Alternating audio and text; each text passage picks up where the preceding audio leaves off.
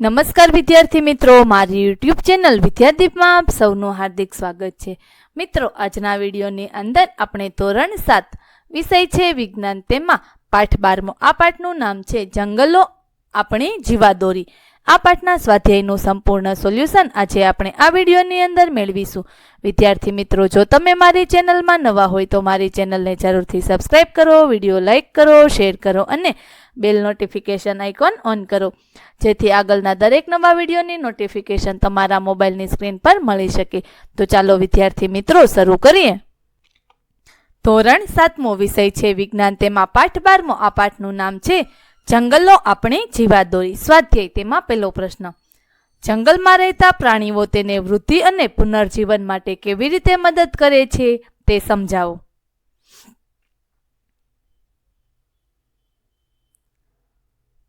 જંગલમાં રહેતા પ્રાણીઓ જંગલની વનસ્પતિ પર સીધી કે આડકતરી રીતે આધાર રાખે છે. તેઓ પોષણ મેળવે છે અને ઉત્સર્ગ દ્રવ્યો બહાર કાઢે છે. જે વનસ્પતિને પોષક દ્રવ્યો પૂરા પાડે છે, આ પોષક દ્રવ્યો દ્વારા જંગલની વનસ્પતિની વૃદ્ધિ થાય છે. વળી પ્રાણીઓ વનસ્પતિના પરાગનયનમાં અને બીજી વિકિરણમાં મદદ કરે છે. આથી વનસ્પતિઓ નવી ઉગતી રહે છે, વૃદ્ધિ પામે છે અને પુનઃ સર્જન પામે છે. આમ જંગલમાં રહેતા પ્રાણીઓ તેને વૃદ્ધિ અને પુનર્સર્જનમાં મદદ કરે છે. ત્યાર પછી બીજો પ્રશ્ન: જંગલો પૂરને કેવી રીતે રોકે છે તે સમજાવવું. જવાબ: જંગલોમાં વૃક્ષો મોટી સંખ્યામાં પાસે હોય છે. વૃક્ષોના મૂળ જમીનને જકડી રાખે છે, આથી જમીનનું ધોવાણ ખૂબ ઓછું કરે છે. વૃક્ષો પવન અને વરસાદનો માર ઝીલે છે. વળી જંગલો વરસાદી પાણીના કુદરતી શોષકો છે, આથી વરસાદી પાણી જમીનમાં ઉતરે છે. જંગલોમાં જમીન પર પડેલા પાંદડા અને મૃત અવશેષો પાણીના પ્રવાહને રોકે છે. પરિણામે પાણીના પ્રવાહનું નિયંત્રણ થાય છે. આમ બધો જ વરસાદ વહી જતો નથી અને પૂર આવે તેવી પરિસ્થિતિ ઊભી થતી નથી. આમ જંગલો પૂરને અટકાવવાનું કાર્ય કરે છે. ત્યાર પછી ત્રીજો પ્રશ્ન: વિઘટકો શું છે? કોઈ પણ બેના નામ આપો. તેઓના જંગલોમાં શું ફાળો છે? જવાબ: જમીનમાં રહેતા કેટલાક સૂક્ષ્મજીવો જટિલ કાર્બનિક દ્રવ્યોનું સરળ સ્વરૂપમાં વિઘટન કરે છે. આવા વિઘટન કરતા સજીવોને વિઘટકો કહે છે. કેટલીક ફૂગ અને બેક્ટેરિયા વિઘટકો તરીકેની ભૂમિકા ભજવે છે.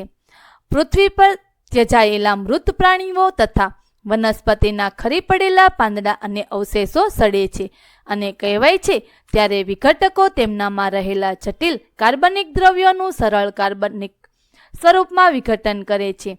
આ પદાર્થો જમીનમાં ભળી સેન્દ્રિય પદાર્થોમાં ફેરવાય છે. સેન્દ્રિય પદાર્થો વનસ્પતિને પોષક તત્વો તરીકે ઉપયોગી હોય વનસ્પતિના મૂળ વાટે શોષાય છે. આ રીતે સૂક્ષ્મજીવો જંગલમાં ખૂબ જ મહત્વનો ભાગ ભજવે છે. ત્યાર પછી પ્રશ્ન નંબર 4: જંગલોનો વાતાવરણમાં ઓક્સિજન અને કાર્બન ડાયોક્સાઇડના સમતોલનમાં ફાળો જણાવો. જવાબ: જંગલોમાં વૃક્ષો મોટી સંખ્યામાં હોય છે. વૃક્ષો દિવસે પ્રકાશ સંશ્લેષણ દ્વારા વાતાવરણમાંના કાર્બન ડાયોક્સાઇડનો ઉપયોગ કરી ખોરાક બનાવે છે અને ઓક્સિજન વાયુ વાતાવરણમાં મુક્ત કરે છે. પ્રાણીઓ શ્વસનમાં ઓક્સિજન વાયુ લઈ કાર્બન ડાયોક્સાઇડ વાયુ મુક્ત કરે છે. આમ જંગલોમાં વનસ્પતિની પ્રકાશ સંશ્લેષણની ક્રિયા અને પ્રાણીઓની શ્વસનની ક્રિયા દ્વારા વાતાવરણમાં ઓક્સિજન અને કાર્બન ડાયોક્સાઇડનું પ્રમાણ જળવાઈ રહેતા સંતુલન સ્થપાય છે. ત્યાર પછી પ્રશ્ન નંબર 5: જંગલમાં કંઈ પણ નકામું નથી, સમજાવો. જંગલમાં પ્રાણીઓ મૃત્યુ પામે તો ગીધ, કાગડા, શિયાળ વગેરે મૃતદેહના ભાગો છૂટા કરી ખાઈ જાય છે. વધેલા ભાગો છેવટે સૂક્ષ્મજીવો અને જીવજંતુઓ સાફ કરી જાય છે.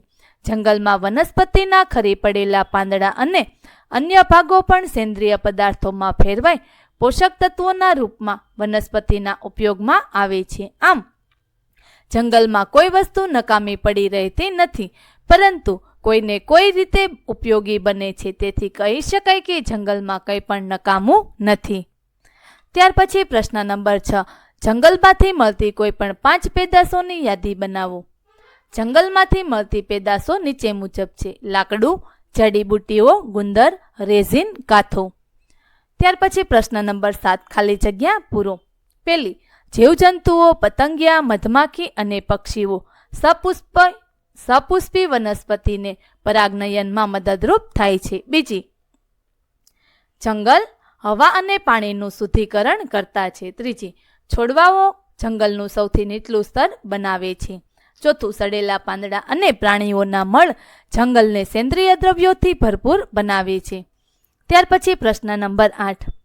આપણે આપણાથી દૂર આવેલા જંગલને લગતી પરિસ્થિતિ અને સમસ્યાઓની શા માટે ચિંતા કરવી જોઈએ? જવાબ, જંગલો વરસાદ લાવે છે, હવા ઠંડી રાખે છે, અવાજનું પ્રદૂષણ ઘટાડે છે, જમીનનું ધોવાણ ઘટાડે છે તથા પૂરને અટકાવે છે.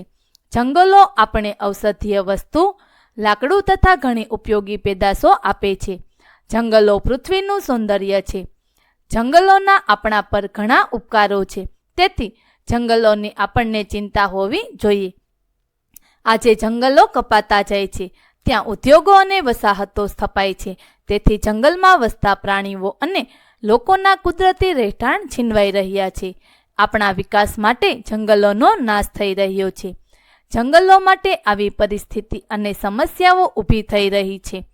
તે ખરેખર મનુષ્ય માટે વિચારવા જેવી બાબત છે. આપણા પર્યાવરણને બચાવવા જંગલોની જાળવણી કરવી જરૂરી બની રહી છે. ત્યાર પછી પ્રશ્ન નંબર 9. જંગલમાં વિવિધ વનસ્પતિ અને પ્રાણીઓ શા માટે જરૂરી છે? સમજાવો. વનસ્પતિની વિવિધ જાતિઓને વિકસાવવાથી જંગલો તૃણાહારીઓનો ખોરાક અને રહેઠાણની બહોળી તકો પૂરી પાડે છે. આથી તૃણાહારીઓની સંખ્યા વધે છે. તૃણાહારીઓની સંખ્યા વધતા માંસાહારીઓ માટે ખોરાક પૂરતો મળી રહે છે. પરિણામે માંસાહારી પ્રાણીઓની સંખ્યા વધે છે. આથી જંગલ વનસ્પતિઓ, તૃણાહારીઓ અને માંસાહારી પ્રાણીઓથી હર્યું ભર્યું લાગે છે. આમ વનસ્પતિ અને પ્રાણીઓની વિવિધતા જંગલના વૃદ્ધિ અને પુનર્વિકાસ માટે જરૂરી છે. ત્યાર પછી પ્રશ્ન નંબર 10 છે. નીચે આપેલી આકૃતિમાં ચિત્રકાર નામ નિર્દેશન અને તીર આપવાનું ભૂલી ગયેલ છે. નીચે આપેલ શબ્દો દ્વારા નામ નિર્દેશ કરો અને પ્રક્રિયાની દિશા જણાવો. તો અહીં મેં નામ નિર્દેશ કર્યા છે, જે આપ જોઈ શકો છો. વાદળ, વરસાદ, કાર્બન ડાયોક્સાઇડ, આ વાતાવરણ, ઓક્સિજન, વનસ્પતિ, પ્રાણી, જળ સપાટી, મૂળ, જમીન. ત્યાર પછી પ્રશ્ન નંબર 11. નીચે આપેલામાંથી કઈ જંગલની પેદાશ નથી? તો કે જવાબમાં આવશે ઓપ્શન ડી, કેરોસીન છે, જે જંગલની પેદાશ નથી. ત્યાર પછી 12મો પ્રશ્ન. નીચે આપેલામાંથી કયું વિધાન સાચું નથી? તો બી નામનું વિધાન છે, વનસ્પતિ અને પ્રાણીઓ જંગલમાં એકબીજા પર આધારિત નથી. આ વાક્ય સાચું નથી. 13મો પ્રશ્ન. સૂક્ષ્મજીવો મૃત વનસ્પતિઓ પર પ્રક્રિયા કરી ફૂગ એટલે કે મશરૂમ બનાવે છે. જવાબમાં આવશે ઓપ્શન બી. વિદ્યાર્થી મિત્રો, અહીં આપણે ધોરણ 7મો વિષય છે વિજ્ઞાન, તેમાં પાઠ 12 તેમના સ્વાધ્યાયનું સંપૂર્ણ સોલ્યુશન પૂરું કરીએ છીએ. આગળના પાઠના સ્વાધ્યાયનું સંપૂર્ણ સોલ્યુશન મેળવવા માટે મારી ચેનલને જરૂરથી સબસ્ક્રાઇબ કરો. વિદ્યાર્થી મિત્રો, ફરી મળીશું પાઠ 13 ની અંદર. ત્યાં સુધી આવજો.